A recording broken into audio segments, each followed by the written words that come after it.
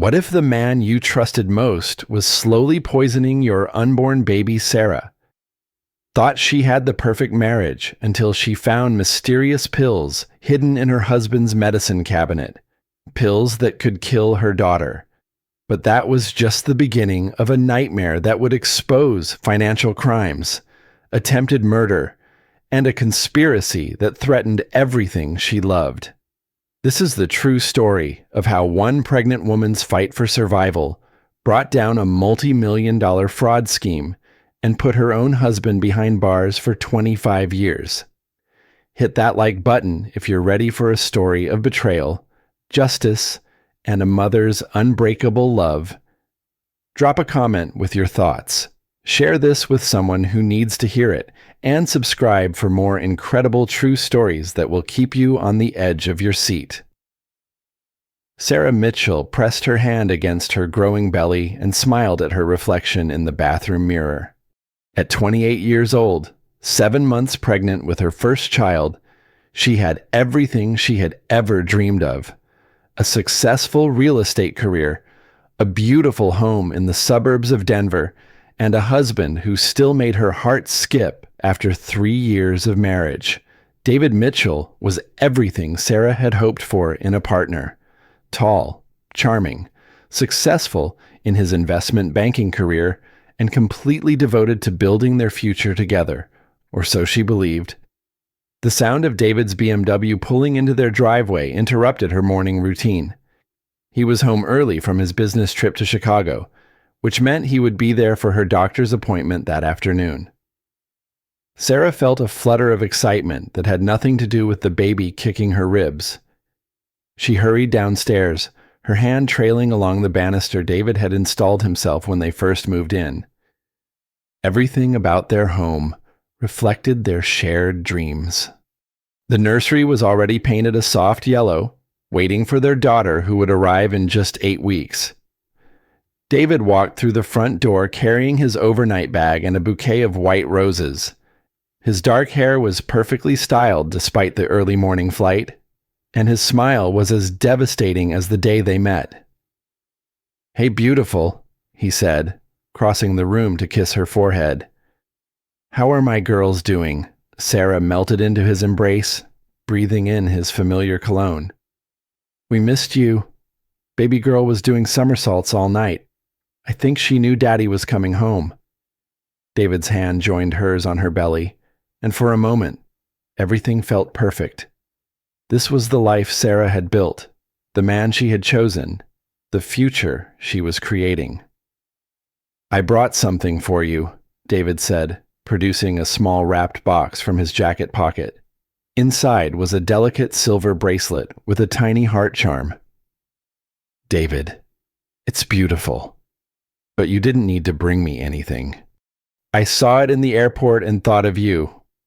Besides," he paused, his expression shifting slightly, "I have some news that might stress you out a little, and I wanted to soften the blow."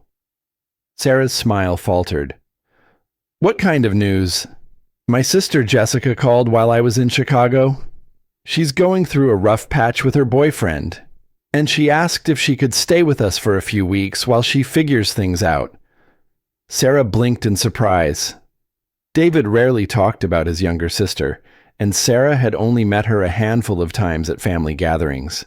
Jessica was beautiful, ambitious, and had always seemed slightly competitive with Sarah in a way that made family dinners uncomfortable. "Of course she can stay with us," Sarah said, though something in her chest tightened. "But I thought she had her own apartment in downtown." "She does, but she's having some financial troubles. Lost her job a few months ago and hasn't told our parents yet. You know how proud she is." Sarah nodded, pushing down her unease. David's family had always been somewhat dysfunctional, and she had learned early in their marriage that supporting David meant supporting his complicated relationships with his siblings. "When is she coming?" "Tomorrow night. I hope that's okay. I know the timing isn't ideal with the baby coming soon, but she really needs family right now." Sarah forced a smile and squeezed his hand. It'll be fine. Maybe she can help me finish setting up the nursery. David's smile returned, but Sarah caught something flickering in his eyes that she could not quite identify. Later, she would realize it was guilt. Jessica Kane arrived on their doorstep 3 days later with 2 suitcases and an apologetic smile that did not quite reach her eyes. She looked exactly as Sarah remembered, tall and blonde, with David's same sharp cheekbones and an aura of barely contained energy that made Sarah feel frumpy in her maternity clothes. "Sarah, you look amazing," Jessica said, embracing her carefully around her pregnant belly. "Pregnancy really suits you." "Thank you. We're excited to have you stay with us." Jessica's gaze swept over their living room, taking in the carefully chosen furniture and family photos. "You've made such a beautiful home here. David's really lucky." Something in her tone made Sarah glance at her husband, but David was already carrying Jessica's bags toward the guest room without meeting her eyes. Over the next week, Sarah tried to ignore the subtle ways Jessica's presence changed the dynamic in their home. Jessica woke up early to make coffee for David before work, remembered exactly how he liked his eggs, and had opinions about everything from the nursery paint color to Sarah's choice of baby names. "Hope is such an unusual name," Jessica commented over dinner one evening. "Are you sure you want to saddle a child with something so heavy? Hope implies that life is currently hopeless, doesn't it?" Sarah felt her cheeks flush. "We chose Hope because we want her to always believe in possibility." "Of course," Jessica said quickly. "I'm sure you've thought it through." David said nothing, focusing intently on his plate. The breaking point came on a Thursday morning when Sarah walked into the kitchen to find Jessica throwing away what looked like a pregnancy test box. "Jessica," Sarah's voice came out sharper than she intended. "Is everything okay?" Jessica spun around, her face pale. "Oh, Sarah, I didn't hear you come down. Was that a pregnancy test?" Jessica's composure cracked slightly. "Yes, I've been feeling nauseous and I thought, well, you know how it is with morning sickness and everything." Sarah's heart clenched. "Are you pregnant?" "No," Jessica said quickly. "False alarm. Just stress, I think." But something about her expression did not match her words. Sarah had taken enough pregnancy tests to recognize the particular weight of a positive result, the way it changed everything in an instant. "Jessica, if you need to talk about anything, I'm here. I know what it's like to face an unplanned pregnancy." Jessica's laugh was brittle. "Unplanned, but you and David have been trying for a baby." "Yes, but Hope still came as a surprise.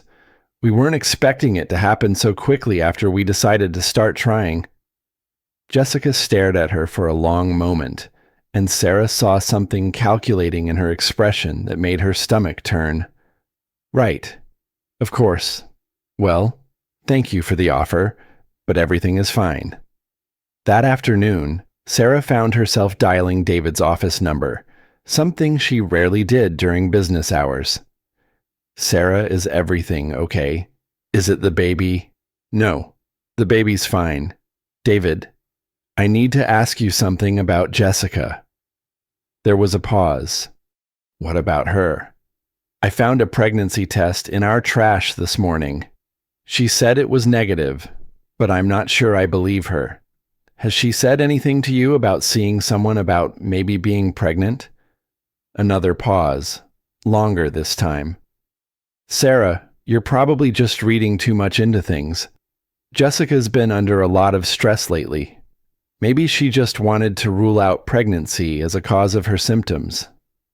"But David, if she is pregnant, shouldn't we talk about how that affects her staying here? I mean, with our baby coming in just a few weeks." "Let's not borrow trouble," David said firmly. "Jessica will tell us if she needs to. Right now, let's just focus on being supportive family." After he hung up, Sarah sat in their kitchen, staring at the trash can where she had found the test box. Every instinct she had developed over her career in real estate, every skill at reading people and situations, was telling her that something was very wrong. But David was right. She was probably just being paranoid. Pregnancy hormones could make women suspicious of shadows. Sarah pressed her hand to her belly and felt hope respond with a strong kick. Whatever was happening with Jessica, Sarah's priority had to be protecting her daughter and maintaining the stability of the home they were bringing her into. She had no way of knowing that David and Jessica had been lovers for 8 months, or that the pregnancy test had been very, very positive. 2 weeks later, Sarah discovered the truth in the most mundane way possible. She was looking for her prenatal vitamins in the medicine cabinet when she noticed David's allergy medication looked different. The pills inside the familiar bottle were not the antihistamines he had been taking for years. Sarah poured a few into her palm and studied them. They were small, white, and unfamiliar. On impulse, she took a photo with her phone and ran a Google search. The results made her blood run cold. Misoprostol, a medication used to induce labor and, in early pregnancy, to cause miscarriage. Sarah sank onto the bathroom floor, her heart pounding so hard she could feel it in her throat. There had to be an explanation. David would never hurt her or their baby. But why did he have these pills hidden in his allergy medication bottle? She forced herself to think rationally. Maybe they were for Jessica. Maybe Jessica was pregnant and had decided to terminate, and David was helping her access medication she could not get on her own. It would be illegal, but Sarah could understand David wanting to help his sister in a crisis. But that explanation felt wrong too. If Jessica needed help with a pregnancy, why would David not tell Sarah? Why the secrecy and deception? Sarah's phone buzzed with a text from David. Running late tonight. Don't wait up. Love you. For the first time in their marriage, Sarah felt a chill of real fear. She carefully put the pills back in the bottle and returned it to the medicine cabinet exactly as she had found it. Then she sat on their bed and tried to figure out what to do next. The rational part of her brain insisted there was an innocent explanation. David was a good man, a loving husband, an excited father-to-be. He would never deliberately harm her or their baby. But the suspicious part of her mind, the part that had kept her safe in business negotiations and bad real estate deals, was screaming warnings. Sarah made a decision that would change everything. She took the bottle to her car and drove to an urgent care clinic across town, somewhere David would never think to look for her. I need to have these pills tested, she told the nurse. I think someone might be trying to poison me. The nurse looked alarmed. Ma'am, if you believe someone is trying to harm you, you should call the police immediately. I'm not sure yet. I just need to know what these pills are, and if they're dangerous for a pregnant woman. An hour later, Sarah sat in Dr. Rodriguez's office, listening to words that shattered her world. Mrs. Mitchell, these pills are misoprostol, which is extremely dangerous for pregnant women. They can cause severe bleeding, premature labor, and fetal death. If someone has been giving these to you without your knowledge, this is attempted homicide. Sarah's vision went white around the edges. What if someone has been giving them to me, but I did not know it? How long do you think this might have been going on? Sarah thought about the past few weeks. The morning nausea that had returned after months of feeling fine. The cramping she had attributed to the baby growing. The spotting she had mentioned to her obstetrician, who had told her it was normal in the 3rd trimester. Maybe 2 weeks, maybe longer. Dr. Rodriguez's expression was grave. I need to examine you immediately, and we need to run blood tests to check for traces of the medication. Mrs. Mitchell, if what you're suggesting is true, You and your baby are in serious danger. The blood work confirmed Sarah's worst fears. She had been ingesting misoprostol for at least 10 days, probably longer. The levels in her system were not high enough to cause immediate fetal death, but they were causing the bleeding and cramping that threatened premature labor. Someone has been giving you this medication systematically, Dr. Rodriguez explained. Small doses, probably mixed into food or other medication you take regularly. Have you shared meals or drinks with anyone recently? Sarah thought about Jessica making coffee every morning, Jessica cooking dinner most nights, Jessica being so helpful and attentive, Jessica, who was pregnant with David's baby and needed Sarah's pregnancy to disappear. Doctor, Sarah whispered, if I stop taking this medication immediately, will my baby be okay? With careful monitoring and bed rest, yes, the levels are not fatal yet, but Mrs. Mitchell, you need to get away from whoever is doing this to you immediately, and you need to call the police. Sarah drove home in a daze, her mind spinning with the implications. David and Jessica were having an affair. Jessica was pregnant. They had been slowly poisoning Sarah to cause a miscarriage, eliminating the inconvenient complication of David's legitimate child. But when she walked into her house and saw David in the kitchen making dinner, looking so normal and concerned when he saw her face, Sarah realized she had no idea what to do next. How do you confront the person you trust most in the world when you discover they have been trying to kill your child? Sarah, you look terrible. Are you feeling okay? Is it the baby? The concern in his voice sounded so genuine that for a moment, Sarah doubted everything she had learned that day. This was David, the man who had held her hair when she had morning sickness, who had assembled the crib with such careful attention to the instructions, who talked to her belly every night before bed. I'm fine, she managed. Just tired. I think I'll go lie down for a while. I'll bring you some tea, David said, moving toward the kettle. No, Sarah said quickly. No tea. I just want to sleep. As she climbed the stairs, Sarah heard David and Jessica talking quietly in the kitchen. She could not make out the words, but the tone was urgent, conspiratorial. Sarah closed the bedroom door and leaned against it, her hand pressed protectively over her belly. Hope was moving normally, strong kicks and rolls that assured Sarah her daughter was still fighting. But for the first time since learning she was pregnant, Sarah was truly afraid. Sarah spent the next 3 days pretending everything was normal while secretly documenting evidence. She photographed the pills in David's allergy bottle, saved screenshots of the drug information, and started recording conversations on her phone whenever David and Jessica were together. What she discovered was worse than she had imagined. On Friday morning, while David was in the shower and Jessica was supposedly job hunting on her laptop, Sarah crept into the guest room and looked through Jessica's things. Hidden in a makeup bag, she found prenatal vitamins, positive pregnancy tests, and medical appointment cards from an obstetrician across town. Jessica Kane was not David's sister. She was his assistant at the investment firm, his lover of 8 months, and the mother of his unborn child.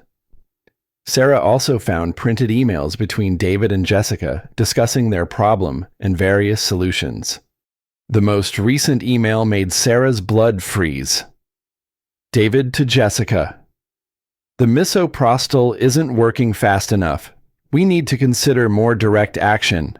What if Sarah had an accident, something that would look natural but ensure pregnancy loss? Jessica to David. Too risky. What if we just increase the dosage or switch to something stronger? David to Jessica. We're running out of time. Sarah's due date is only 6 weeks away. If this doesn't work soon, we'll have to find another solution. Sarah photographed everything with shaking hands, then carefully returned the items to their hiding places. She had evidence of attempted murder, but she was trapped in a house with two people who wanted her and her baby dead. That evening, David suggested they go out for dinner to celebrate Jessica finding a new job. Sarah knew it was a lie, but she agreed, hoping the public setting would keep her safe. At the restaurant, David ordered wine for the table. When Sarah reminded him she could not drink alcohol while pregnant, David laughed and said she could have just a sip to celebrate. "One small taste won't hurt the baby," he insisted, filling her glass. Sarah realized with crystal clarity that the wine was probably drugged. David and Jessica were planning to poison her in public, where her collapse would look like a pregnancy complication rather than attempted murder. "You know what?" Sarah said, standing up carefully. "I'm not feeling well. I think I should go home and rest." "Nonsense," Jessica said quickly. "You've barely touched your food. David ordered your favorite meal specially." Sarah looked at her plate and saw that her food had already been cut and arranged, probably while she was in the bathroom. They had drugged her dinner, too. "I really need to go home," Sarah insisted. David's expression hardened. "Sarah, you're being ridiculous. Sit down and finish your meal." It was the first time he had ever used that tone with her. Cold and commanding. Sarah realized that the loving husband mask was finally slipping. "I said I want to go home."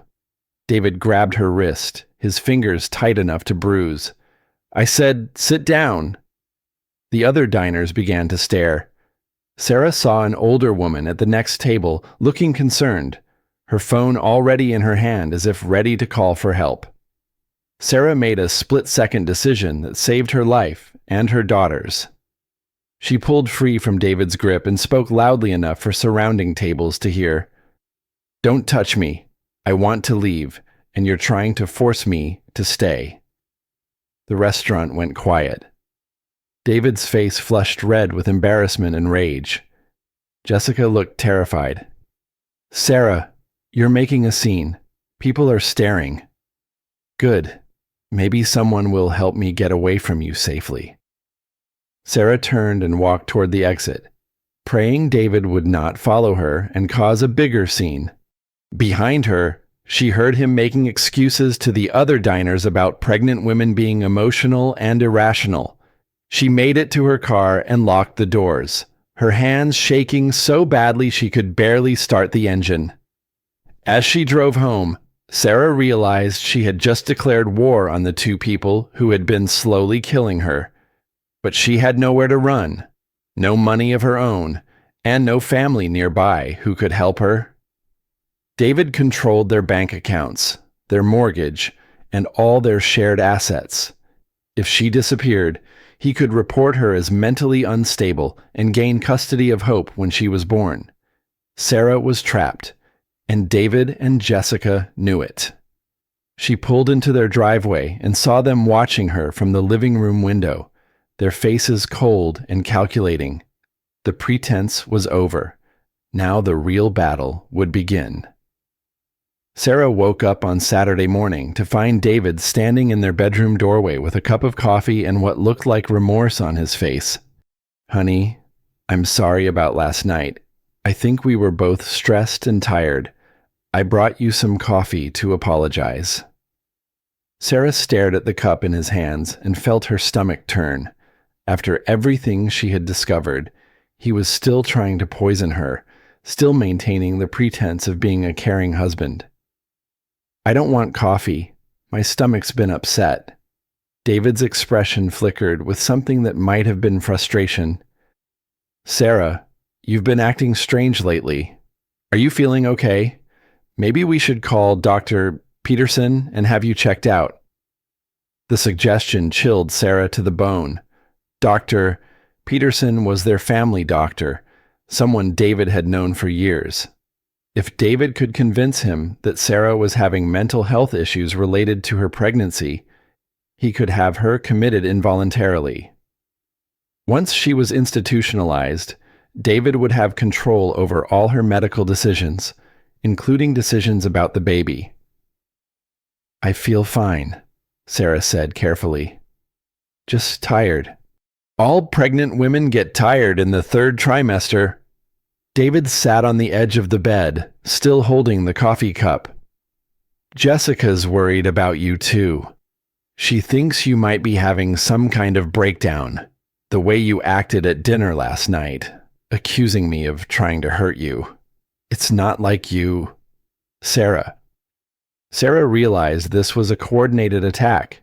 David and Jessica had spent the night planning their next move, and they had decided to gaslight her into questioning her own sanity. I'm not having a breakdown. David. I'm responding normally to finding out that my husband has been trying to kill our baby. David's mask slipped completely. His face went cold, and when he set the coffee cup down on the nightstand, his movements were sharp and deliberate. That's exactly the kind of paranoid thinking I'm talking about. Sarah, you're accusing me of trying to murder our child. Do you hear how insane that sounds? I found the misoprostol in your allergy medication bottle. David did not even try to deny it. You went through my medication, Sarah. That's another sign of paranoid behavior. And for your information, those pills are for Jessica. She asked me to hold them for her because she was afraid you'd go through her things. The lie was so smooth, so reasonable, that Sarah almost doubted herself. But she had seen the emails. She knew the truth. What's Jessica taking misoprostol for? That's private medical information that she doesn't want to share. But it's nothing that affects you or our baby. Sarah realized that David had an answer for everything. A rational explanation that would sound believable to anyone who did not have the full picture. He had been planning this for months, creating a framework where Sarah would look crazy and he would look like a concerned husband dealing with his mentally unstable pregnant wife. I want Jessica to leave, Sarah said quietly. She's not going anywhere. She's family, and she's going through a difficult time. I'm not going to abandon her because you're having irrational fears. David stood up and looked down at her with something that might have been pity. Sarah, I love you, but you need help, professional help. I've already made an appointment with Dr. Peterson for this afternoon. Terror shot through Sarah's chest. I'm not going to any appointment. Yes, you are. Because if you don't, I'm going to call 911 and tell them that my pregnant wife is having a psychotic break and threatening to harm herself and the baby. Sarah stared at him in shock. This was the man she had married, the father of her unborn child, and he was threatening to have her institutionalized to cover up his own crimes. You can't do that. David's smile was cold. Actually, I can. I'm your husband and your next of kin. If I tell medical professionals that you're a danger to yourself and others, they have to take that seriously, especially when you're pregnant. Sarah realized she was completely powerless. David controlled their finances, their home, and now potentially her freedom. If she ran, she would be a pregnant woman with no money and no support system. If she stayed, David and Jessica would continue trying to kill her baby, and now they would do it while she was locked up in a psychiatric facility. What do you want from me? She whispered. I want you to stop fighting me. I want you to accept that sometimes life changes in ways we don't expect, and we have to adapt to new realities. What new realities? David sat back down and took her hand in his. His touch felt cold despite the warmth of his skin. Jessica and I have fallen in love. It wasn't planned, but it happened. She's pregnant with my child, and I want to build a future with her. Sarah jerked her hand away. What about our child? What about hope? David's expression was almost gentle, which made his words even more devastating. Sarah, accidents happen during pregnancy. Complications arise. If something happened to your pregnancy, it would be sad, but it would also solve a lot of problems for everyone involved. Sarah stared at him in horror. You want our baby to die. I want everyone to be happy. Jessica and I can give each other the kind of life we deserve. You can move on, find someone who appreciates you, start fresh. But holding on to a pregnancy that's causing so much conflict isn't good for anyone. Sarah pressed her hands protectively over her belly. You're talking about murdering your own daughter. David sighed as if she were being unreasonable. I'm talking about accepting reality. Sarah, your pregnancy has become a problem that needs to be resolved. We can do this the easy way, or we can do it the hard way, but it's going to be resolved. The threat was clear. Sarah could cooperate in the death of her own child, or David and Jessica would find a way to kill Hope against her will. Sarah had never felt so alone or so terrified in her life, but as she looked at David's cold, calculating expression, she realized something important. The man she had married had never really existed. David had always been a predator, and she had just been too naive to see it. But predators made mistakes when they underestimated their prey. Sarah was not going to let them kill her daughter. That afternoon, Sarah sat in Dr. Peterson's office while David explained his concerns about her mental state. She watched the doctor nod sympathetically as David described her paranoid accusations, her irrational behavior, and his fear that she might harm herself or the baby. Sarah, Dr. Peterson said gently, your husband is worried about you. He says you've been accusing him of trying to poison you. Can you tell me about that? Sarah looked at David, who was watching her, with an expression of loving concern that made her stomach turn. She realized this was a test. If she told the truth, Dr. Peterson would think she was delusional.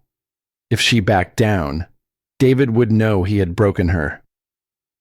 I found medication in our house that's dangerous for pregnant women, Sarah said carefully. When I asked David about it, he became defensive. Dr. Peterson looked at David, who shook his head sadly. She found some medication that Jessica, my sister, asked me to hold for her. When I explained that it wasn't for Sarah and wasn't dangerous to her, she accused me of lying. What kind of medication? Dr. Peterson asked. David hesitated just long enough for Sarah to realize he had not expected this question. It's for a gynecological condition. Jessica was embarrassed to discuss it with Sarah. Sarah saw her opening. Doctor, could you look up what misoprostol does to pregnant women? Dr. Peterson frowned and turned to his computer. As he read, his expression changed from concern to alarm. David, misoprostol can cause severe complications in pregnancy, including fetal death. Why would your sister have this medication? David's composure cracked slightly. I don't know her exact medical situation. She just asked me to hold it for her. And it was in your possession, in your home, where your pregnant wife could have accidentally taken it. Sarah wouldn't have taken medication that wasn't hers. But if she mistook it for something else... Dr. Peterson looked at Sarah with new attention. Sarah, have you had any unusual symptoms lately?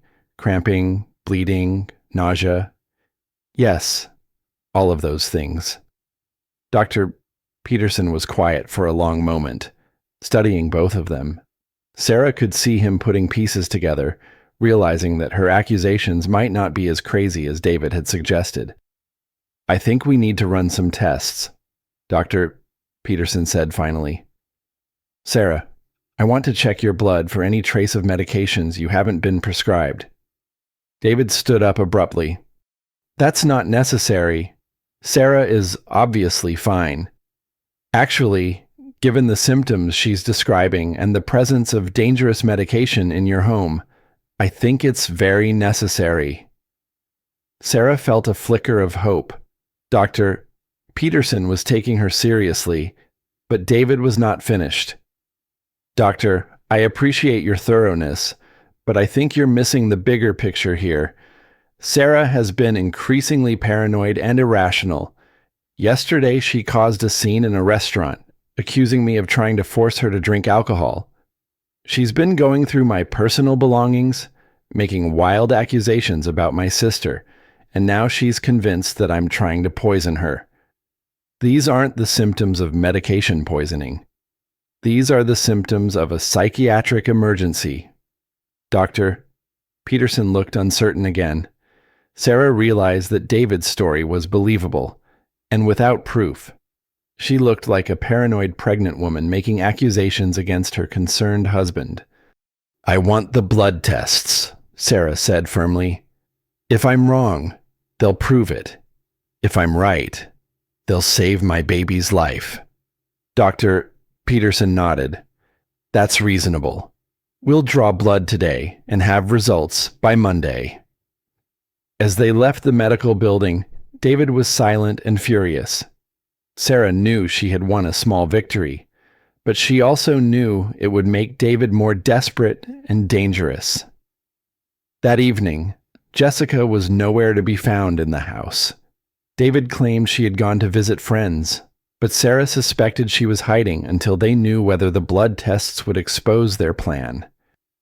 Sarah lay in bed that night, feeling hope moving restlessly inside her, and made a decision. She could not wait for the blood test results. David and Jessica had already tried to poison her multiple times, and now that they knew she suspected them, they would escalate their efforts. Sarah had to disappear before they killed her and her daughter. At 3 a.m, when she was sure David was deeply asleep, Sarah crept out of bed and began packing a small bag with essentials. She took her important documents, the evidence she had photographed, and the small amount of cash she had hidden in her jewelry box. But when she tried to leave through the front door, she found it locked with a deadbolt that required a key from the inside. David had locked her in the house. Sarah checked every door and window on the first floor. All were locked or blocked. David had turned their home into a prison, and Sarah was trapped inside with 2 people who wanted her dead. As she stood in their kitchen, trying not to panic, Sarah heard footsteps on the stairs. David appeared in the doorway, fully dressed and wide awake. "Going somewhere?" he asked. Sarah realized he had been awake the whole time, watching her, waiting to see what she would do. "I needed some water." David looked at the bag in her hands. "With your suitcase." Sarah's heart hammered against her ribs. "David, let me leave. I won't cause any trouble for you and Jessica. I'll disappear, and you can have whatever life you want." David moved closer, and Sarah saw something in his expression that terrified her more than anything else she had seen. He looked relieved, as if she had finally given him permission to drop all pretense. "Sarah, you can't leave. You know too much, and you're carrying evidence of what Jessica and I have been planning. If you disappear and something happens to your pregnancy, people will ask questions. I won't tell anyone anything. I can't take that risk." Sarah backed toward the kitchen counter, her mind racing for options. "What are you going to do?" David's smile was gentle, loving, and absolutely terrifying. "I'm going to take care of everything, sweetheart. By tomorrow morning, all our problems will be solved." Sarah grabbed a knife from the kitchen counter, her hands shaking. "Stay away from me," David laughed. "Sarah, what are you going to do with that stab your loving husband who's trying to help you through a mental health crisis?" Sarah realized he was right. Even if she managed to hurt him, how would she explain it? David had spent weeks building a case that she was mentally unstable. If she attacked him with a knife, it would prove everything he had been telling people about her psychological state. "David, please, I'm begging you. Let me go." David reached for his phone. "Actually, I think it's time to call 911. My pregnant wife is having a psychotic break, threatening me with a knife, and endangering the life of our unborn child. She needs immediate psychiatric intervention. Sarah stared at him in horror as she realized the full scope of his plan. He was going to have her committed to a psychiatric facility, where he would have complete control over her medical care. Once she was institutionalized, he could authorize any treatment he wanted, including procedures that would kill hope. As David started to dial, Sarah made the last desperate decision of her old life. She smashed the kitchen window with her elbow and climbed through, cutting herself on the glass but not caring about anything except getting away from the man who was trying to destroy her. She ran into the night, bleeding and pregnant and completely alone, with nowhere to go and no one to trust. But for the first time in weeks, Sarah felt something besides fear. She felt determined. David and Jessica had made one crucial mistake. They had underestimated what a mother would do to protect her child. Sarah spent the night in her car in a 24-hour diner parking lot, using the restaurant's Wi-Fi to research everything she could find about David and Jessica. What she discovered changed everything. Jessica Kane was not just David's assistant. She was the daughter of Marcus Kane, one of the senior partners at David's investment firm. More importantly, David and Jessica had been systematically embezzling money from client accounts for the past year, using the funds to purchase real estate that they planned to flip for massive profits. Sarah had stumbled onto a financial crime that involved millions of dollars and multiple victims. David's plan to eliminate her was not just about starting a new life with Jessica. It was about covering up theft that could send them both to prison for decades. But Sarah also realized she had found her weapon. She drove to the nearest public library and spent the morning using their computers to compile evidence, bank records, property purchases, financial transfers. All of it was accessible through David's home computer passwords, which Sarah still knew.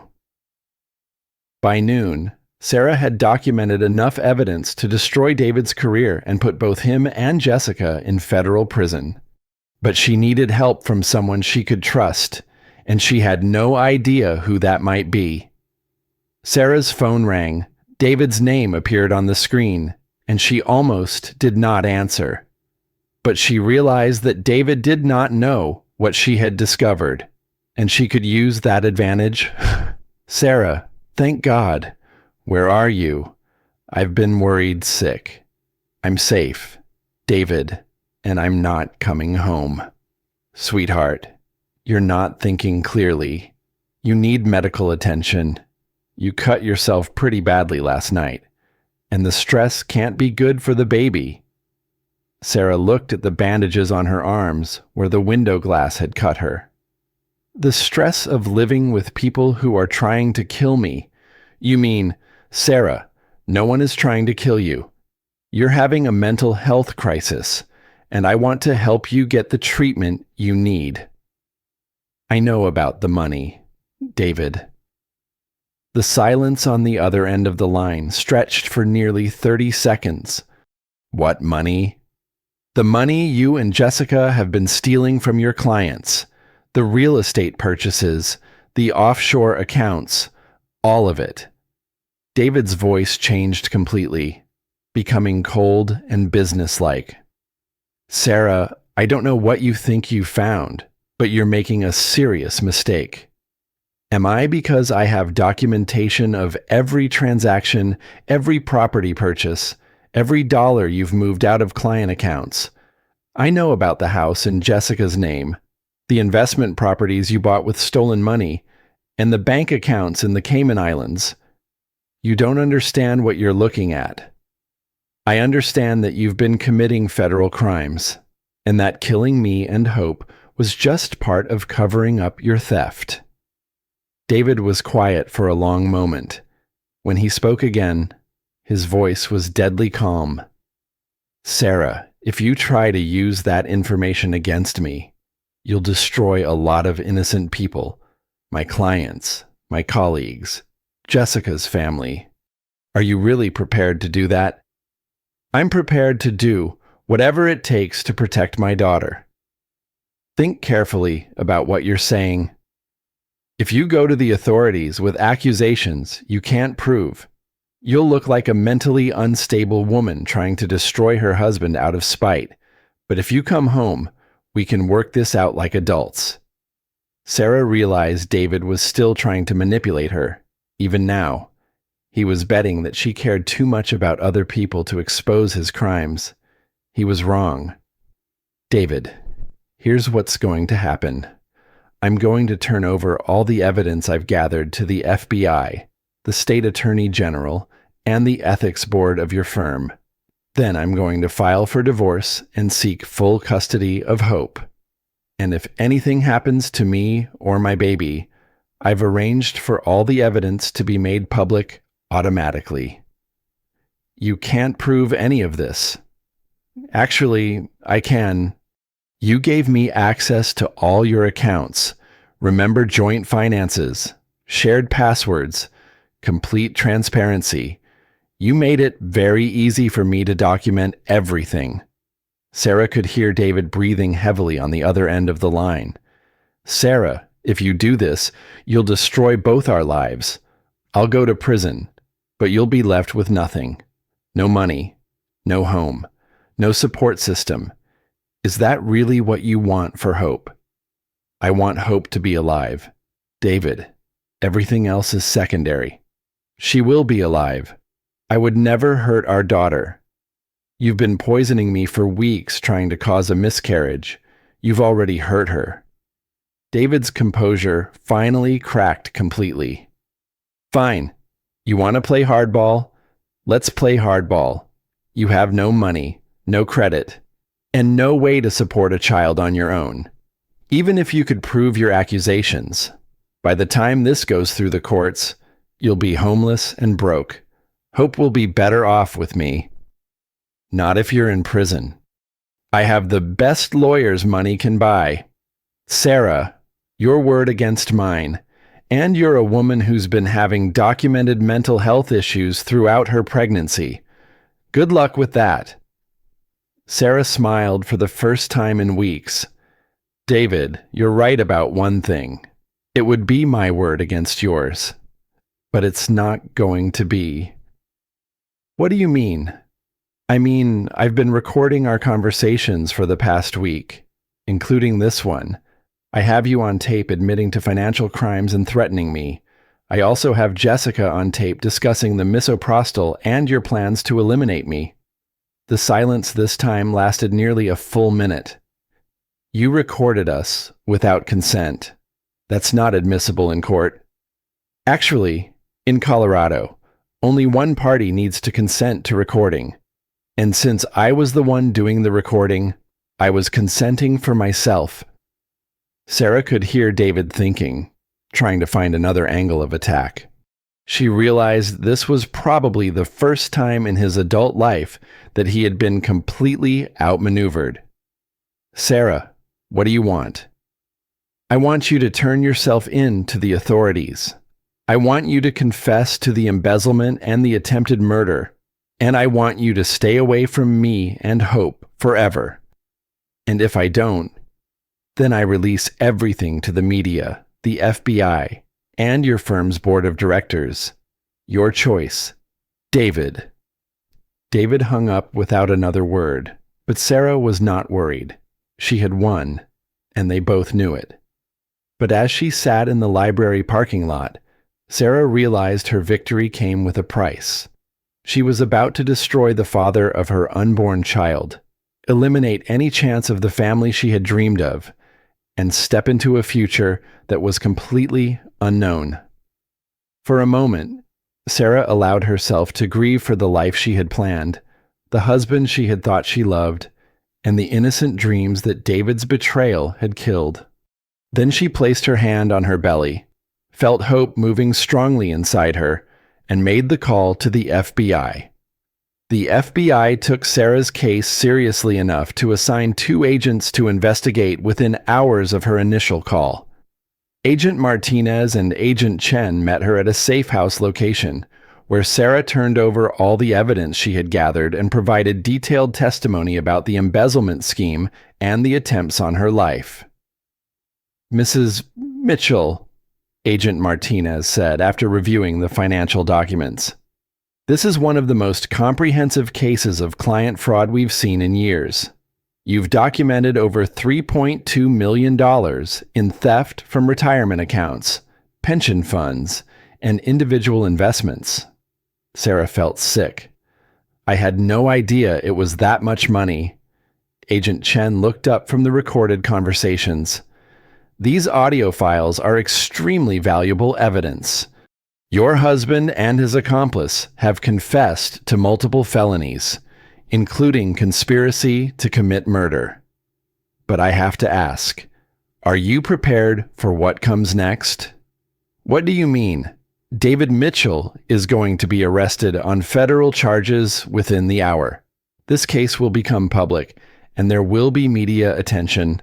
As his wife and the person who provided the evidence, you're going to be in the spotlight." Sarah thought about the victims whose money David had stolen, the clients who had trusted him with their life savings and retirement funds. Those people deserve justice. I can handle whatever comes with that. Agent Martinez nodded approvingly. "There's something else. Jessica Kane has already been arrested. When she realized we had evidence of the financial crimes, she immediately offered to cooperate in exchange for a reduced sentence. She's provided additional evidence about the plan to harm you and your baby." Sarah felt a complex mix of relief and sadness. "What kind of evidence?" "Text messages, emails, and recorded phone calls between her and David discussing various methods to cause a miscarriage. She also admitted to purchasing the misoprostol and administering it to you without your knowledge." Agent Chen leaned forward. "Mrs. Mitchell, Jessica Kane has painted a picture of David as the mastermind of both the financial crimes and the plan to eliminate you. According to her testimony, she was a victim of manipulation who was coerced into participating in activities she knew were wrong." Sarah laughed bitterly. "Jessica Kane is not a victim. She's a willing participant who was trying to steal my husband and kill my baby." "That may be true," Agent Martinez acknowledged. "But her cooperation is valuable for building the case against David. With her testimony, we can ensure he receives the maximum sentence for his crimes." 3 hours later, Sarah watched the news coverage of David's arrest from her hotel room. The footage showed him being led away from his office in handcuffs while reporters shouted questions about the embezzlement and attempted murder charges. David looked directly into the camera as he was placed in the police car. And for a moment, Sarah saw pure hatred in his expression. She realized that even now, facing decades in prison, David blamed her for his situation rather than taking responsibility for his own choices. Sarah's phone rang. The caller ID showed her sister Rachel's number. "Sarah, oh my God, I just saw the news. Are you okay? Is the baby okay?" Sarah burst into tears, hearing her sister's voice for the first time in weeks. She had been so isolated, so manipulated by David, that she had forgotten what it felt like to have someone care about her unconditionally. "Rachel, I'm okay. We're okay. But everything is such a mess. Where are you? I'm coming to get you right now. I'm in a hotel in Denver. The FBI has me in protective custody until they're sure David and Jessica can't hurt me." Protective custody. Sarah, what the hell has been going on? Sarah spent the next hour telling her sister everything: the affair, the poisoning, the financial crimes, the threats and manipulation. As she spoke, Sarah realized how completely David had isolated her from her support system, making her dependent on him for everything. "Sarah, you're coming home with me tonight. You're going to stay with me until the baby comes, and we're going to make sure you have everything you need to build a new life." Sarah felt a weight lifting from her shoulders that she had not even realized was there. Rachel, I don't have any money. David controlled all our finances, and with him arrested, you don't need his money. Sarah, you're smart, you're capable, and you have family who loves you. We'll figure out the financial stuff later. That evening, Agent Martinez called to update Sarah on the case. David Mitchell has been denied bail. He's considered a flight risk and a potential danger to you. Jessica Kane made bail but is under house arrest with her parents. What happens now? David's attorney is already talking about a plea bargain, but we're not interested in negotiating. The evidence is overwhelming, and the crimes are too serious. He's looking at a minimum of 20 years in federal prison. Sarah felt a strange mixture of sadness and relief. 20 years meant Hope would be an adult before her father was released.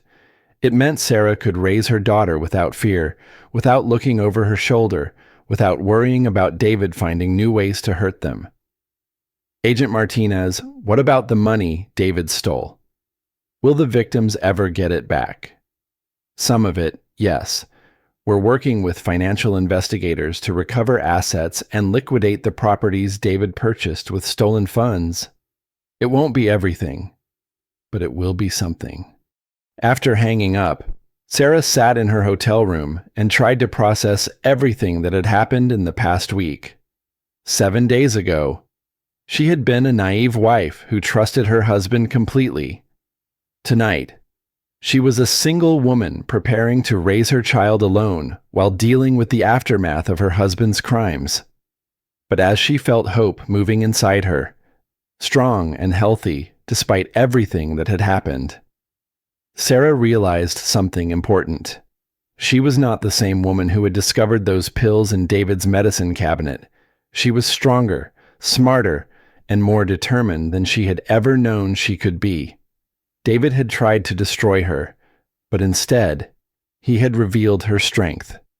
Tomorrow, Sarah would start building a new life, a life based on truth, integrity, and the knowledge that she could survive anything. Hope was going to be born free. 6 weeks later, Sarah held her daughter for the first time in the maternity ward of Denver General Hospital. Hope Elizabeth Mitchell weighed 7 pounds, 3 ounces, had her mother's dark hair and her father's stubborn chin, and was absolutely perfect. Rachel sat beside the hospital bed, tears streaming down her face as she watched her sister cradle the baby they had all fought so hard to protect. "She's beautiful, Sarah, absolutely beautiful." Sarah could not stop staring at her daughter's face. After months of fear and uncertainty, Hope was finally here, healthy and safe. "I can't believe we made it." "You made it," Rachel corrected. "You saved both of you." Dr. Peterson, who had become one of Sarah's strongest allies after the blood tests confirmed she had been poisoned, stopped by to check on them both. "How are we feeling today, Sarah?" "Tired, sore, and completely in love," Sarah said, adjusting Hope's blanket. Dr. Peterson smiled.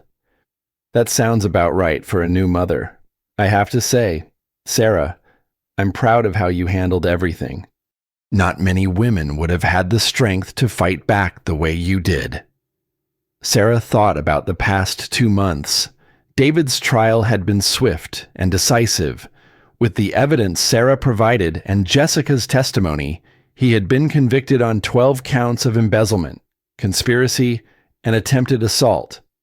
The judge had sentenced him to 25 years in federal prison without possibility of parole for 15 years.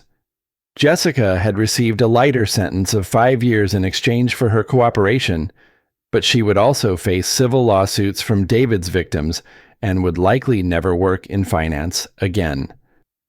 The media coverage had been intense but largely supportive of Sarah.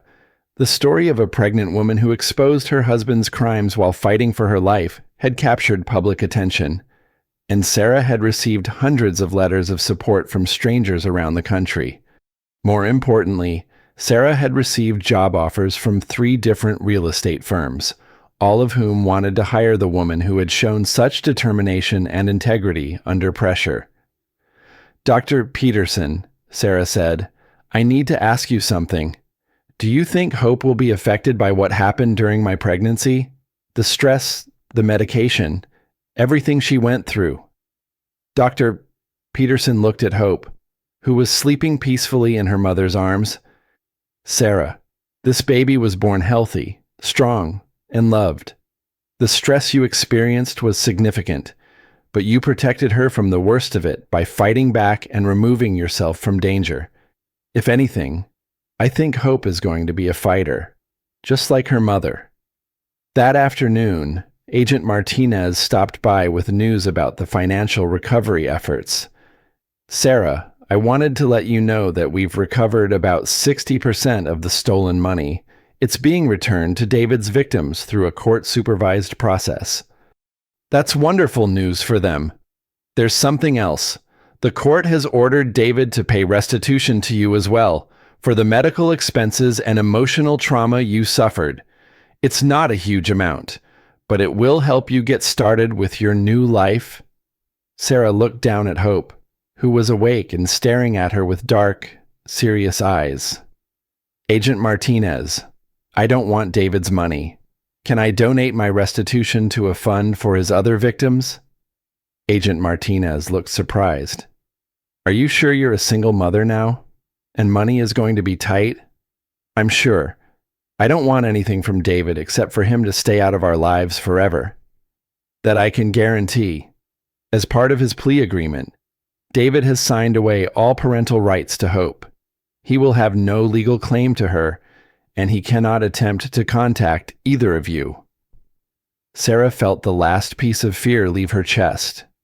Hope would grow up knowing who her father was, but she would never have to worry about him trying to claim her or hurt her. That evening, as visiting hours ended and Rachel prepared to leave for the night, Sarah found herself alone with her daughter for the first time.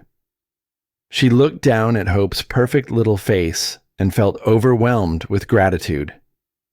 "Hope," she whispered, "your daddy made some very bad choices, and for a while, we weren't sure we were going to make it, but we did. We survived. And now we get to build whatever kind of life we want." Hope made a small sound that might have been agreement. "I can't promise you that life will be easy, but I can promise you that it will be honest. I can promise you that you'll always know the truth, even when it's difficult. And I can promise you that you'll never doubt how much you're loved." Sarah thought about the future stretching ahead of them. She had a job waiting for her at Colorado Premier Real Estate, a supportive family, and a daughter who was healthy and perfect. It was not the life she had planned, but it was a good life, built on a foundation of truth and strength. As she drifted off to sleep with Hope in her arms, Sarah realized that David's betrayal, as devastating as it had also been a gift. It had shown her what she was capable of, taught her to trust her instincts, and freed her from a marriage that had been built on lies. Hope Elizabeth Mitchell was going to grow up knowing that love meant protection, that strength came from honesty, and that sometimes the worst things that happen to us lead to the best outcomes. Sarah had never been more certain of anything in her life. 1 year later, Sarah stood in the lobby of the FBI Denver field office, holding Hope on her hip, while Agent Martinez presented her with a civilian commendation for her role in exposing one of the largest investment fraud schemes in Colorado history. Hope, now a chubby, happy 1-year-old with her mother's determination and an impressive set of lungs, babbled cheerfully at the assembled crowd of agents and reporters. "Mrs. Mitchell," Agent Martinez said during the ceremony, "your courage in coming forward not only saved your own life and your daughter's life, but also protected dozens of other families from financial ruin. David Mitchell's scheme was expanding rapidly, and without your intervention, the damage would have been catastrophic. Sarah adjusted Hope in her arms and spoke into the microphone. I didn't set out to be brave. I was just a mother trying to protect her child. But I learned that sometimes protecting the people you love means taking risks and making difficult choices.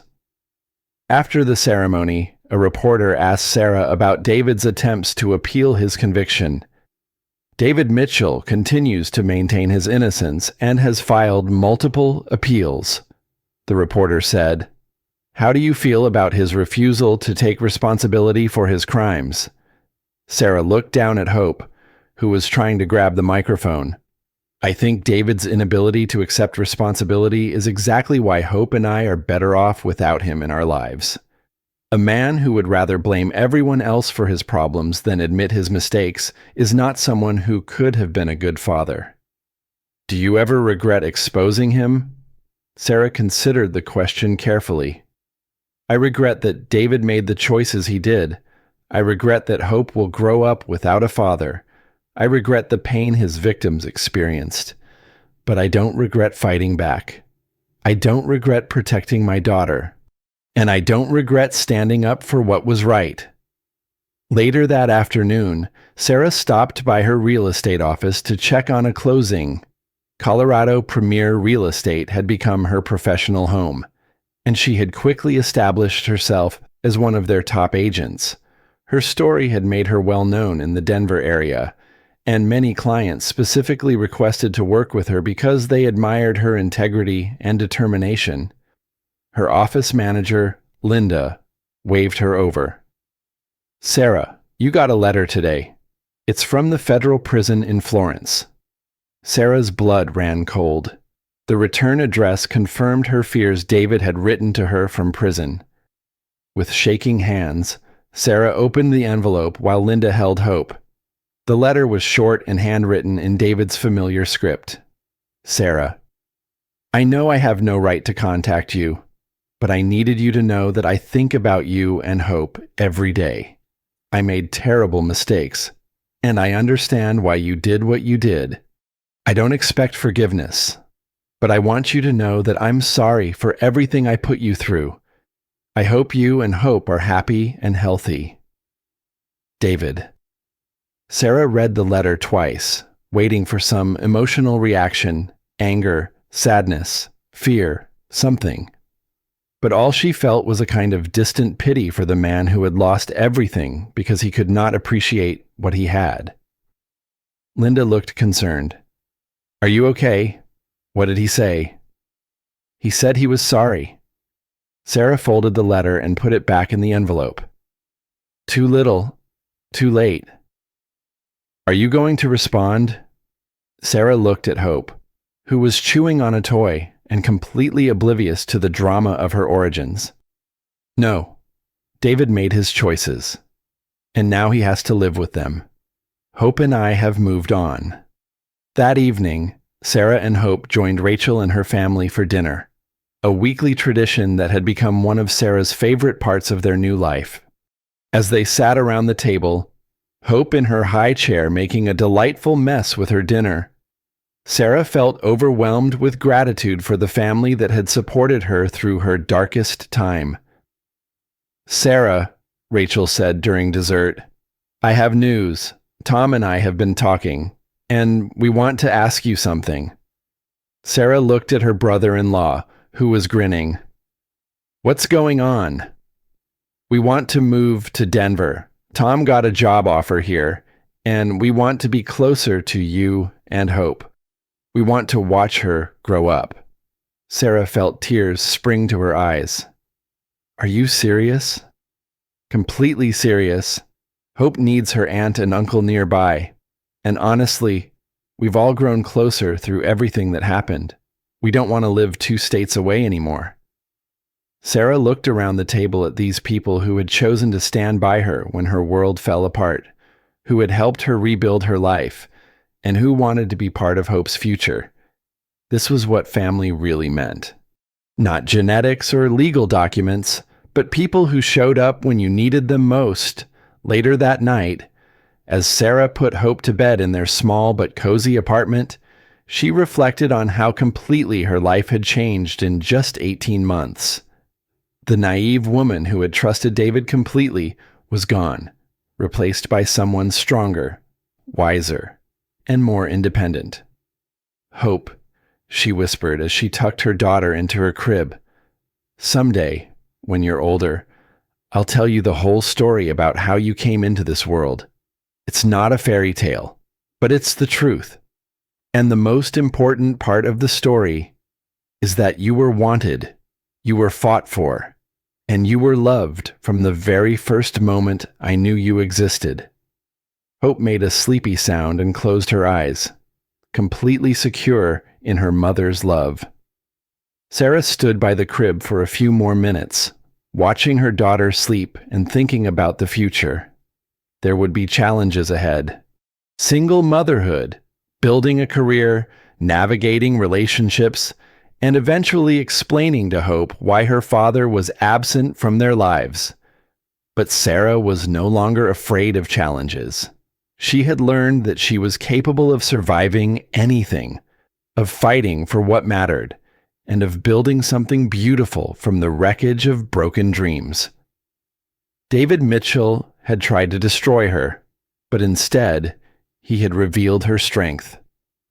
Hope Elizabeth Mitchell was going to grow up with a mother who knew exactly what she was worth and would make sure her daughter knew it too.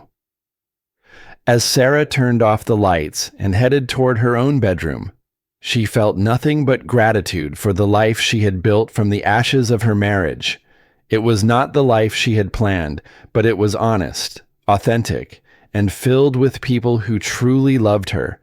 Sometimes the worst betrayals lead to the greatest transformations. Sarah Mitchell was living proof that love, in the end, always wins.